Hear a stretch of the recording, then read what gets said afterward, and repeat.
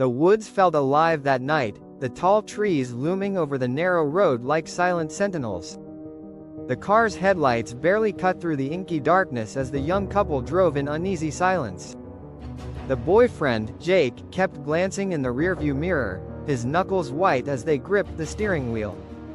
"Is everything okay?" his girlfriend, Emily, asked, sensing his tension. Jake didn't answer right away. Instead, he pulled the car to the side of the road, killing the engine. The sudden quiet was deafening. He undid his seatbelt and turned to her, his expression grave. "I need you to promise me something," he said, his voice low but firm. "No matter what happens, you do not leave this car." Emily's heart skipped. "What do you mean? What's going on? Why can't I come with you?" Jake hesitated, then opened the door. "Just trust me. Stay here. Don't move.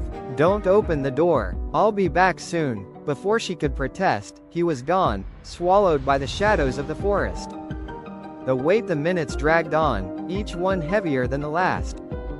Emily's anxiety grew with every passing second. Jake's behavior had been so strange lately, always watching, always checking their surroundings. Now, this. Her mind raced with questions. She checked her phone. No signal. The air in the car felt suffocating, so she cracked the window slightly, letting the cold night breeze brush against her skin.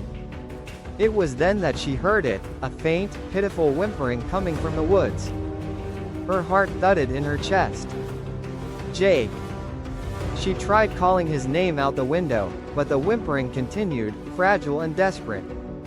Her mind flashed to his warning, "Don't leave the car." But what if he was hurt? What if he needed her help? Against her better judgment, she opened the door and stepped out. The forest was a wall of darkness, the towering trees blotting out the moonlight. Emily moved hesitantly, her phone flashlight trembling in her hand as she followed the sound. The whimpering grew louder until she found its source. A man tied to a tree, his head hanging low. "Help," he moaned, lifting his head. His face was bruised and bloodied, but something about him tugged at the edges of her memory. "Your boyfriend is in danger," he gasped.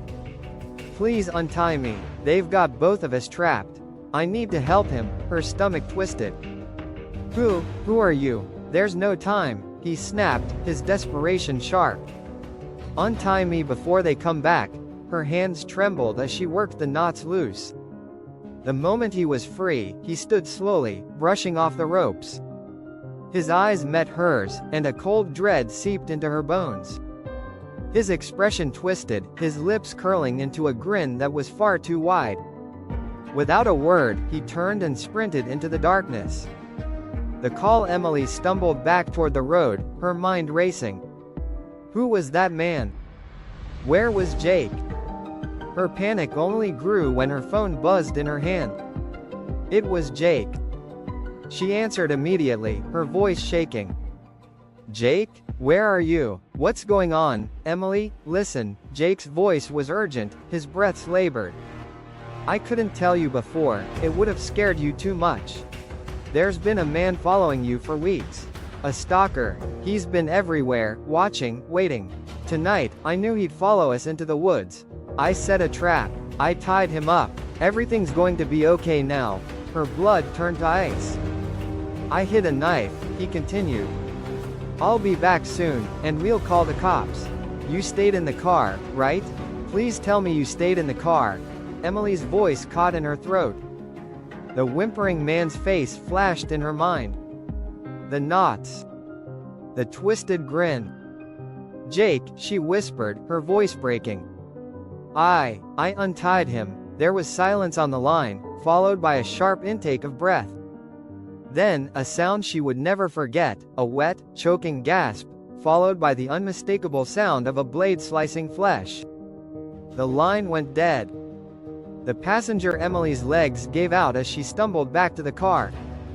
Her vision blurred with tears, her breaths ragged and shallow. She climbed into the driver's seat, locking the doors behind her. Her hands fumbled for the keys, but they weren't in the ignition. Her head spun. Jake had the keys. As she sat there, trembling, the car seemed to grow colder, the darkness pressing in from all sides. That's when she noticed it, the faint scent of earth and sweat.